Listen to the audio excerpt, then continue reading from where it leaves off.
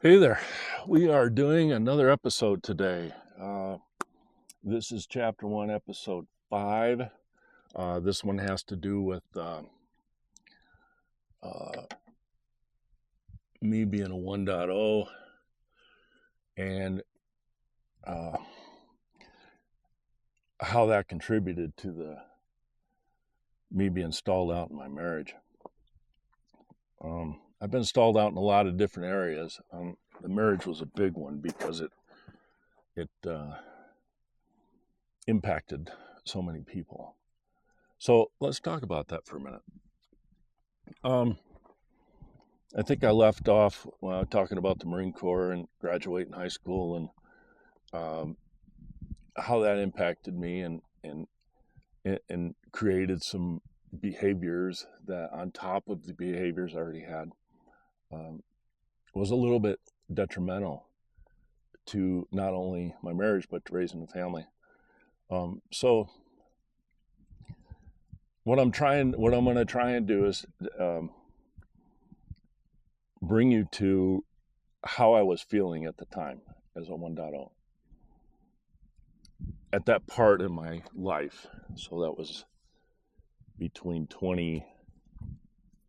mid-20s to 40. I started my career, and it was difficult at times. I was very energetic. I wanted to get things done. And it seemed like everyone around me was fighting me on that. I felt like it was everybody else's fault around me because they couldn't keep up with me.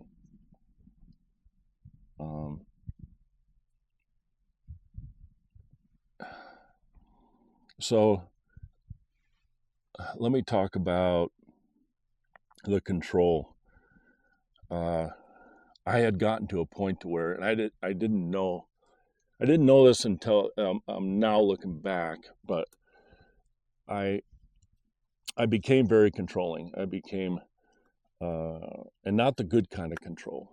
I became a person that was difficult to be around. It was everybody else's fault. One of the things that caused the control for me was my fear. I had a bunch of fear, and I was going to make a whole episode on fear, but I'm not going to do it because I think the people watching this might follow along with this logic, and I felt like I needed to control my surroundings, the people around me, and it was the only way that I could make my life more safe. And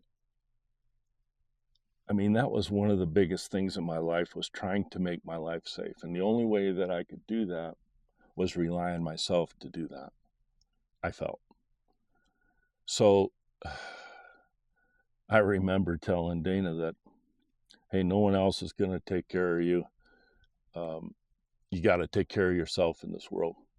And that's really how I felt. And I had quite an ego that had developed. I still fight that on occasion. But I had some weird behaviors that I was displaying when the kids were young. I got a herd of deer over here watching me. It's pretty funny.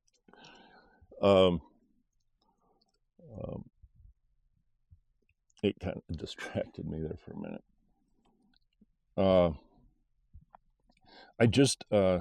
I really felt like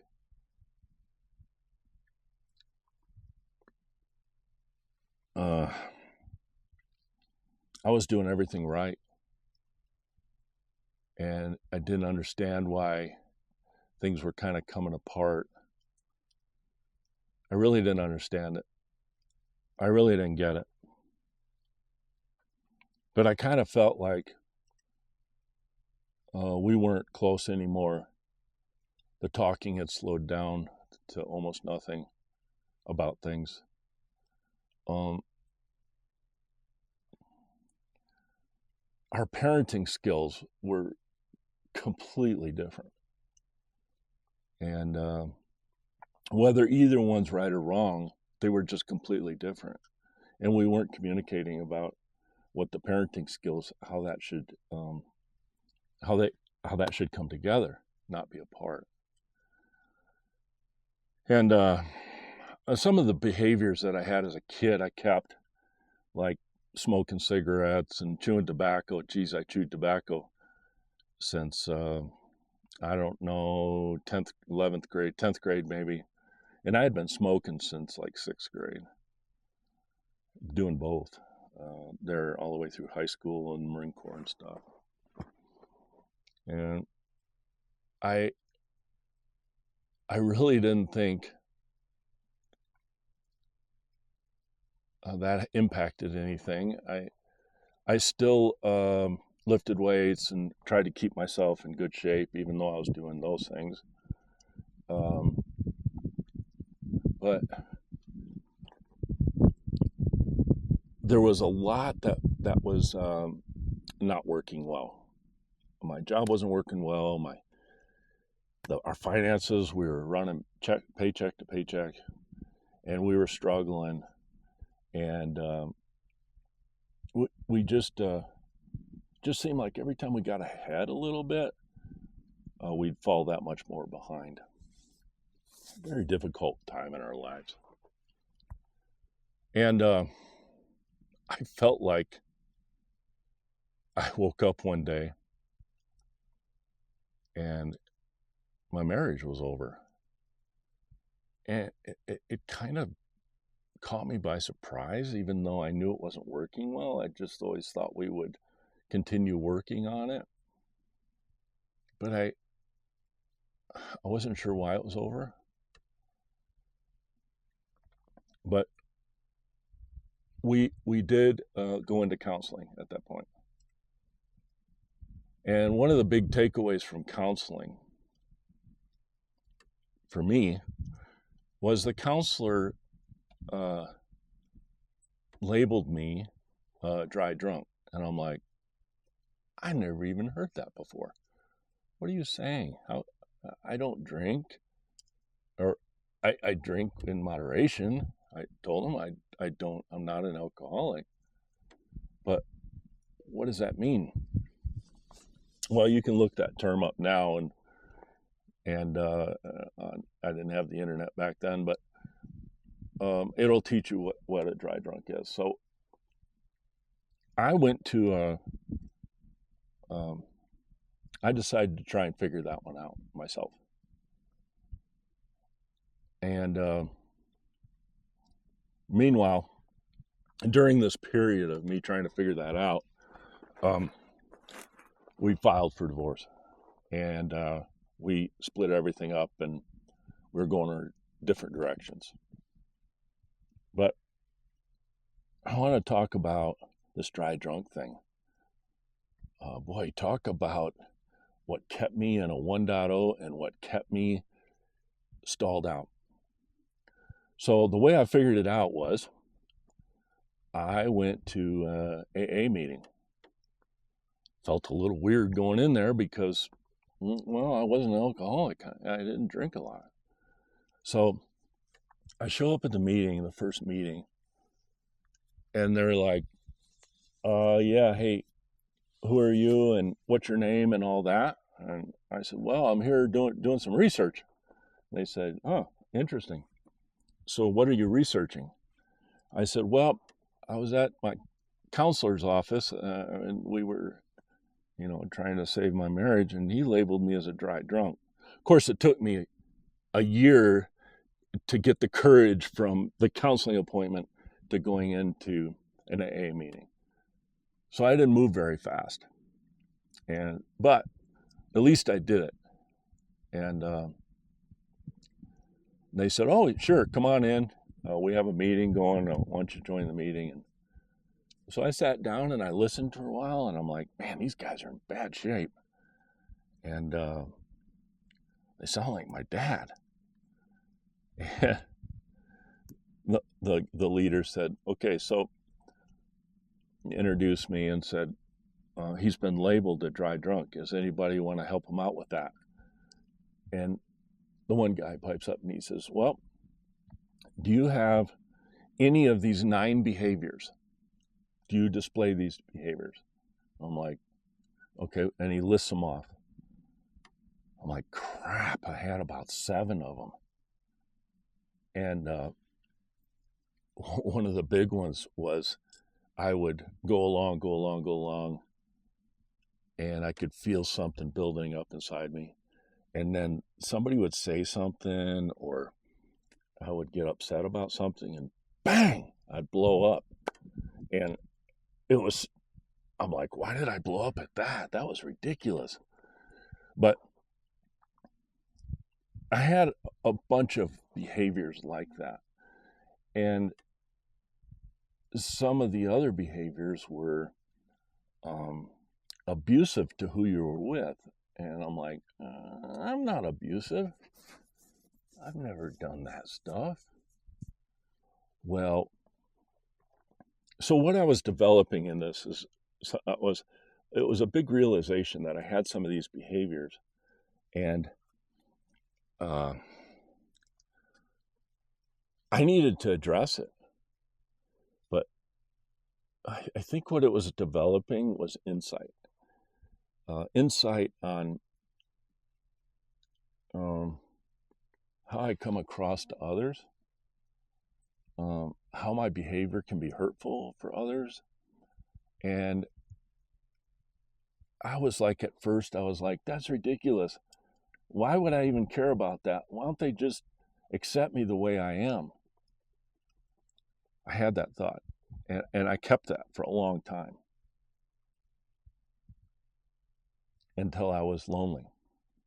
That kind of motivated me to start researching what the hell was wrong with me.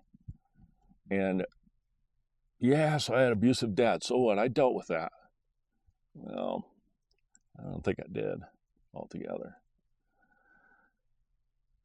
So I started watching self-help stuff out there, which isn't very macho, I'll tell you. And I was a pretty macho guy. Marine, staying in fit and shape, hunting and fishing, big outdoors guy. Didn't listen to too many people about the way I should go. But I was alone. So the loneliness was a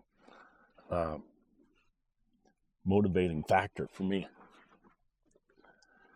So we had split up. We had filed. As far as I was concerned, we were done. And I think as far as she was concerned, we were done too. And we worked very well together with the kids, going from one place to the other. And we were stellar. We were better apart than we were together. I don't know if that's happened to you guys or not. But after being alone for a long time, and I figured out this dry drunk thing,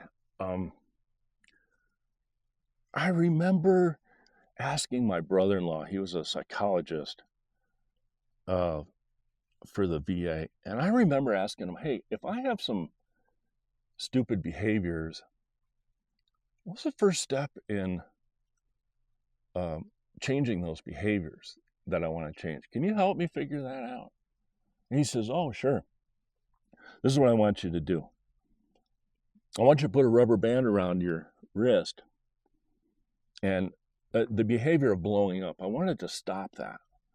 And he said, put that rubber band around your wrist, and every time you blow up, snap your wrist with your rubber band.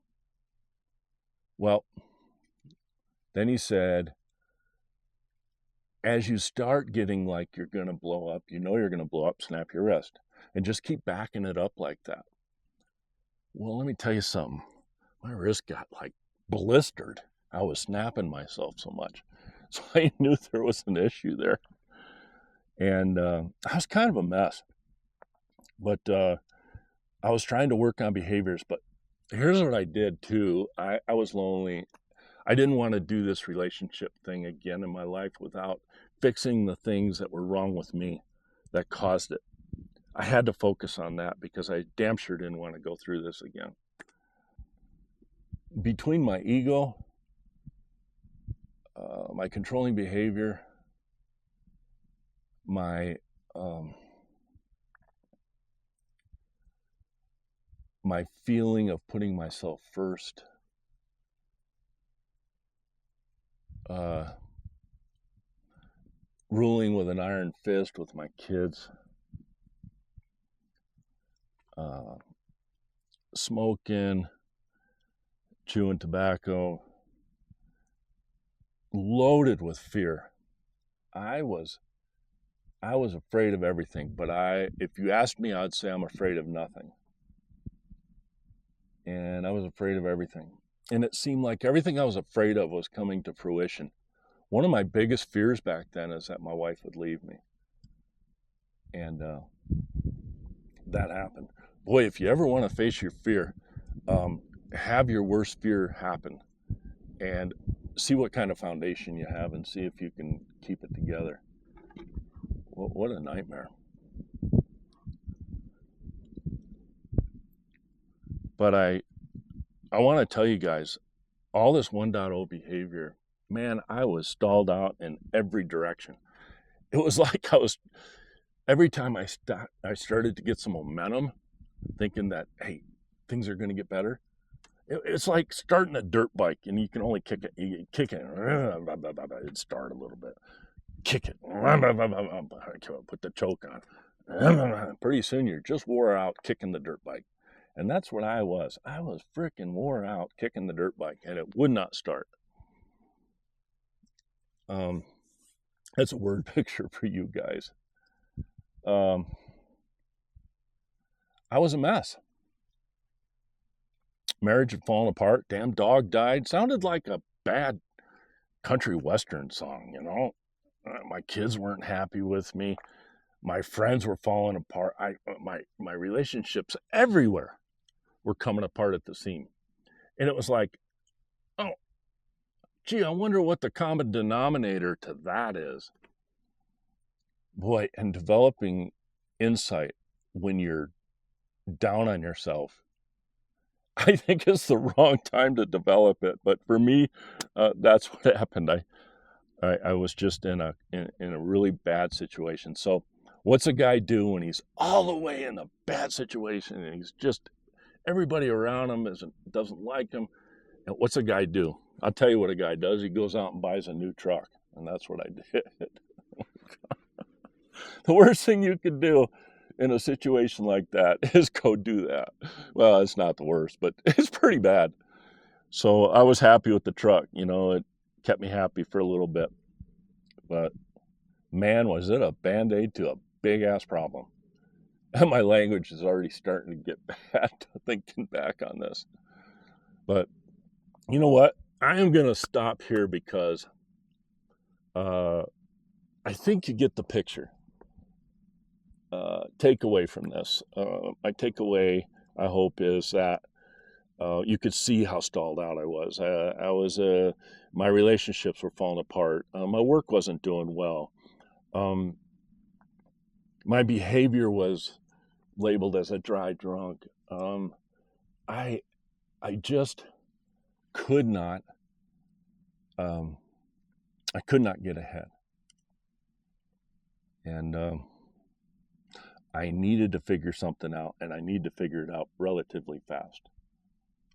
Kind of running out of options. And I'm going to leave it here.